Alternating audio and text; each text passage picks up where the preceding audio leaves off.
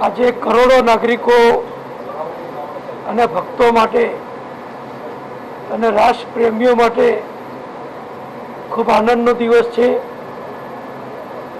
ભગવાન રામનું અયોધ્યામાં મંદિર બનવાની શુભ શરૂઆત થઈ ચૂકી છે, પરંતુ જે સ્થળે આ મંદિર બની રહ્યું છે એ ભગવાન રામના જન્મસ્થળ ઉપર અગાઉ વિદેશી શાસકોએ જે ગેરકાયદેસર રીતે કહેવાતો ઢાંચો બનાવ્યો હતો, એ ઢાંચો અગાઉ આંદોલન અને અનેક રજૂઆતો પછી જ્યારે પરાકાષ્ઠાએ પ્રશ્ન પહોંચ્યો ત્યારે એ ઢાંચાને કેટલાક યુવાનો દ્વારા દૂર કરવામાં આવેલો।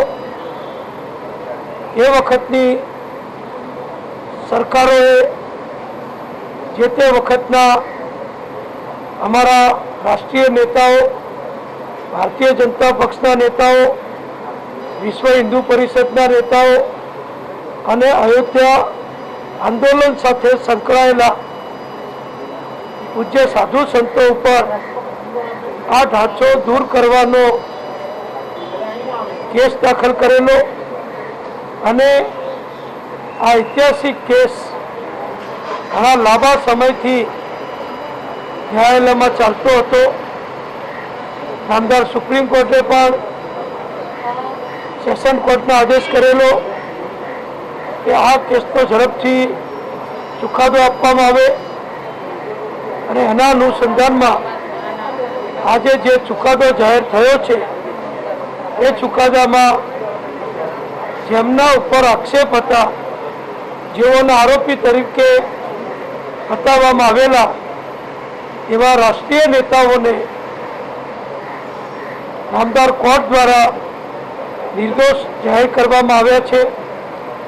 એટલે આખા પ્રકરણનો હવે અંત આવ્યો છે અને અમારા રાષ્ટ્રીય નેતા પૂર્વ નાયબ વડાપ્રધાન શ્રી લાલકૃષ્ણ અડવાણીજી, મુરલી મનોહર જોશીજી, આવા અનેક નેતાઓ જે આ કેસમાં આરોપી તરીકે હતા, એ બધાને ઉમા ભારતી સહિતના સૌ નેતાઓને કોર્ટે નિર્દોષ છોડ્યા છે, એનો સૌનો આનંદ છે। ભગવાન રામનું મંદિર બનવાની શુભ શરૂઆત પણ માનનીય વડાપ્રધાન નરેન્દ્રભાઈએ શિલાન્યાસ કરી અને કામ શરૂ કરાવી દીધું છે। ત્યારે આપણે આશા રાખીએ કે આપણા ભારત દેશમાં હવે કોઈપણ પ્રકારનો વિવાદ અયોધ્યાના રામ જન્મભૂમિ મંદિર બાબતે ના રહે અને આખો દેશ બધા જ સાથે હળી મળીને સંપીને સાથે રહીએ અને આપણા દેશને બધી જ રીતે સક્ષમ, सुरक्षित અને સમૃદ્ધ બનાવીએ। सर, देश के कई हिस्सों में ऑक्सीजन की शॉर्टेज देखी पाई गई है। क्या गुजरात में ऑक्सीजन की कहीं पर भी कोरोना अस्पतालों में शॉर्टेज है या ऑक्सीजन को किस तरीके से उसका प्रबंध किया जा रहा है? देखिए, कोरोना की सारवार के लिए, ट्रीटमेंट के लिए ऑक्सीजन बहुत ज़रूरी है। हमारी गुजरात सरकार की सभी कोविड अस्पतालों में ज़्यादातर बेड पर और सभी प्राइवेट अस्पतालों में भी ऑक्सीजन की जो व्यवस्था है वो अभी संतोषकारक सप्लाई हो रहा है। कोई भी जगह किसी भी प्रकार की शॉर्टेज की कोई कंप्लेंट नहीं आई है और गुजरात में ऑक्सीजन बनाने की जो 4 बड़ी कंपनियां हैं वो ऑक्सीजन उत्पादन करके 50% गुजरात सरकार को या गुजरात के अस्पतालों को देने लगी है और बाकी का 50% और राज्य की अस्पतालों की भी अगर डिमांड आती है तो उनको भी सप्लाई करते हैं। तो अभी किसी भी प्रकार की ऑक्सीजन की कमी गुजरात की कोई अस्पताल में नहीं है। सर अनलॉक 5 अब लागू होगा तो नवरात्रि और दिवाली जैसे त्यौहार आ रहे हैं, तो गुजरात सरकार क्या अनलॉक के लिए सोच रही है? देखिए, अनलॉक 5 भारत सरकार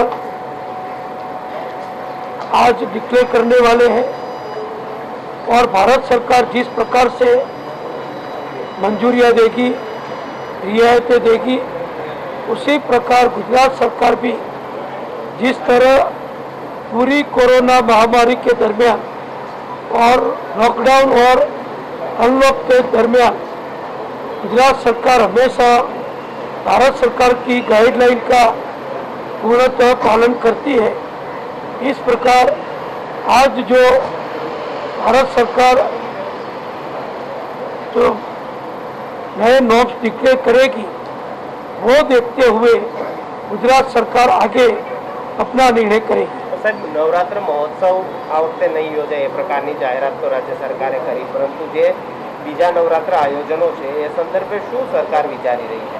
થશે થોડી ઘણી છૂટછાટ અપાશે, નહીં छोटे અપાશે? लेवल पे जो गरबा आयोजन होते हैं, क्या वो गरबा आयोजन होंगे या फिर जो माननीय मुख्यमंत्रीश्रीए राज्य सरकारનો અમદાવાદમાં યુનિવર્સિટીના મેદાનમાં દર વર્ષે સરકાર તરફથી કંપનીઓના સહયોગથી જે ગરબા મહોત્સવ કરવામાં આવે છે અને જેમાં દરરોજ લાખો ભાઈ બહેનો, યુવાનો, યુવતીઓ ઉત્સાહપૂર્વક ભાગ લે છે, એ કાર્યક્રમ નહીં યોજવાની જાહેરાત કરી દીધી છે। એટલે ગુજરાત સરકારનું સ્ટેન્ડ તો બહુ ક્લિયર થઈ ચૂક્યું છે કે ગુજરાત સરકાર પોતે અધિકૃત રીતે કોઈ નવરાત્રિના આયોજનો કરવાની નથી। બીજું જે છે ખાનગી આયોજકો, તો મોટાભાગના ખાનગી આયોજકોએ પણ પોતાની રીતે સ્વૈચ્છિક જાહેરાત કરી દીધી છે કે અમે ગરબાનું આયોજન નહીં કરીએ। મોટાભાગના મેડિકલ એસોસિએશન, નિષ્ણાત ડૉક્ટરો, સમાજના પ્રતિષ્ઠિત વ્યક્તિઓ, એ બધાએ પણ પોતાના સૂચનો રાજ્ય સરકારને ગરબા કરવા કે નહીં કરવા અંગે એ રજૂ કર્યા છે, જેમાં મોટાભાગના નિષ્ણાતો અને ડૉક્ટરોનો અભિપ્રાય છે કે કોરોનાનું સંક્રમણ ધ્યાનમાં રહેતા કોઈ મોટા પાયે ગરબાનું આયોજનની મંજૂરી રાજ્ય સરકારે આપવી જોઈએ નહીં। એટલે કોઈ મોટા પાયે ગરબા યોજાય, ખાનગી પાર્ટી પ્લોટ કે વ્યવસાયિક ધોરણે ગરબા કરવામાં આવે, એની મંજૂરી આપવાની કોઈ શક્યતા મને જણાતી નથી।